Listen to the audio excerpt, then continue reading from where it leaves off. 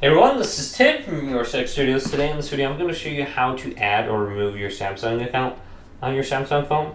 Just go to the top right, go to settings. So you can see your Samsung account. There is me right there. It's going down.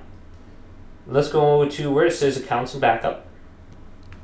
Choose this, go to manage accounts. Now you're going to see your Google account on here and then also your Samsung account. You can just go to your Samsung account and go to remove. So you can go through this process if you want to remove it. And then you got to go like sign out and stuff right here. Now to verify it, you're going to have to send yourself an email address, or you can go to like forget password or something like that.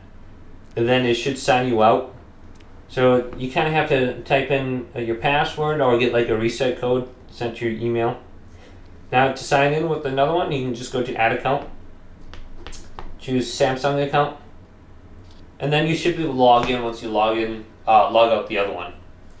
So you can only have one active one at a time. So very easy to do. Just go to manage accounts and you should be good to go. Hopefully this video did indeed help you out.